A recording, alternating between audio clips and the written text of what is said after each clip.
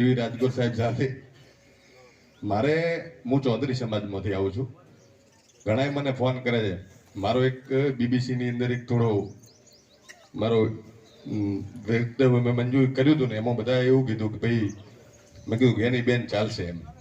એવો વિડીયો મારો વાયરલ થયો છે અને વિડીયો વાયરલ થવાથી મારા સમાજના કેટલાય માણસોના મને ફોન આવ્યા. ફોન એટલા માટે કર્યા કે ભાઈ તું કેમ એવું બોલે. પણ હું એવું કહેવા માંગુ છું મારા ગામની અંદર કંસારીની અંદર ઠાકોર સમાજની વસ્તી સૌથી વધારે છે. મારા ગામમાં 1100 વોટિંગ છે ઠાકોર સમાજનું. હું જિલ્લા પંચાયત લડ્યો છું, તાલુકા પંચાયત લડ્યો છું, ગામમાં સરપંચની ચૂંટણી પણ હું લડ્યો છું. મને ઠાકોર સમાજે ઢગલાબંધ વોટ આપ્યા. ત્યારે આપણે જ્યારે વોટ લેવા જઈએ ત્યારે ઠાકોર સમાજને આપણને તકલીફ પડતી હોય તો ન જવું જોઈએ અને હવે અત્યારે હાલવામાં તકલીફ ના આવવી જોઈએ. એ સમાજની વાત નથી, આપણા ગામની વાત છે. હું તો એવું માનું છું કે ત્યારે ઠાકોર સમાજને આપણી જરૂર હોય તો આપણે એમના પડખે રહેવું જોઈએ અને ઢગલાબંધ હમણાં આપણા ગામમાંથી વોટ કાઢવા જોઈએ.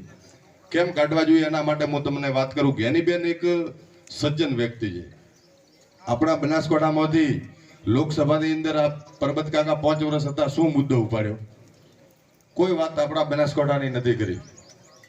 પંપિંગથી પાણી નાખવાની વાત કરે, અવળા રસ્તે પાણી ચડાવેલા કદી આવતું. હાલ બટન પાડ્યું, ત્રીજા દિવસે બંધ થઈ જશે. જોજો તમે, એક તળાવ ભરાયેલું નહીં. હાલ ખાલી બટન પાડે, દોડીને ગાડીઓ 25 લાઈન લગાવે, જઈને બટન પાડે, થોડો બંબો પાડીને રહેવા દેશે. ચૂંટણી પટે એટલે વાત પૂરી. એનાથી કોઈ પાણીના તળ ઊંચા આવવાના નથી. આ બધી ભ્રમિત વાતો કરી અને આપણને બધાને ગુમરાહ કરે છે. આપણે આ એમને સમજવાની જરૂર છે.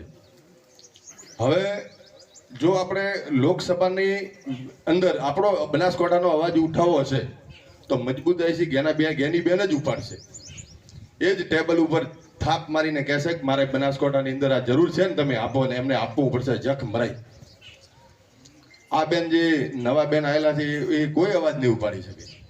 આપણા અવાજ ઉપાડવા માટે કરીને આપણે આ મહેનત કરવાની.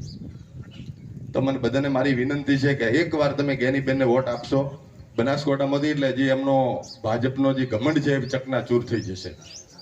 હાલ 5 લાખથી વાત કરતા હતા પહેલા, દરેક સીટ 5 લાખથી અમે જીતશું.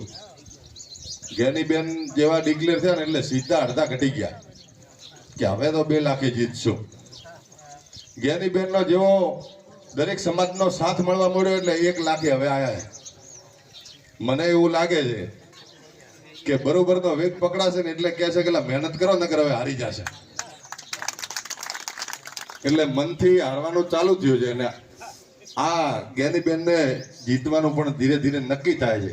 આપણી મહેનત માગશે અને હું ઠાકોર સમાજને એક વિનંતી કરું, નિર્મળ રહેજો. એક શબ્દ કોકનો અવળો હશે ને કે પેલો સમાજ એવું તો આ તો પકડવા વાળા છે માણસો. એટલે તમને હું વિનંતી કરું, કોઈ પણ સમાજને તમે કોઈ ટાર્ગેટ ના કરતા. વોટ આપે ના આપે જેટલું ભાવે એટલું બોલજો, એને સારું લાગે એવું પીરસજો, એટલે એમને કોઈ તકલીફ ન પડે. તો તમારા હાથે દરેક ગામમાંથી અત્યારે લાગેલા છે, અત્યારે દરેક સમાજ તમારી સાથે છે, ઠાકોર સમાજ સાથે છે, જ્ઞાનીબેનના સાથે છે. પણ કોઈ એવો શબ્દ જો કોઈ બોલી ગયા કે ભાઈ આપણે તો આ સમાજની જરૂર નથી એટલે એ સમાજ આવવાનો હશે ને એ બેસી જશે. એટલે આ ખરેખર વિનંતી છે તમને. આ મેસેજ તમે તમારા બધી જગ્યાએ તમારા ગ્રુપ ઠાકોર સમાજના આવશે. મારે કેમ કે મારે સમાજનો ગ્રુપ છે એટલે દરેકને પણ પોતપોતાના સમાજના ગ્રુપ હશે, એમાં તમે આ મૂકજો. આ એક ભલામણ છે, વિનંતી છે કે એવું મૂકશો ને તો એનાથી કોઈ બીજી સમાજને ઇફેક્ટ નહીં પડે. અને એકલી સમાજથી કોઈ ચૂંટણી જીતાતી નથી. લોકસભા છે, 19 લાખ વોટ છે. કેટલા સાહેબ? 19 લાખ 19 લાખ વોટ. 1-2 લાખ વાત નથી.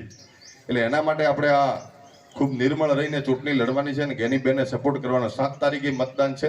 દરેકને વિનંતી છે કે એકવાર કોંગ્રેસને જીતાડો, પછી પરિવર્તન જુઓ શું થાય છે બનાસકાંઠાનું. જય હિન્દ, જય ભારત.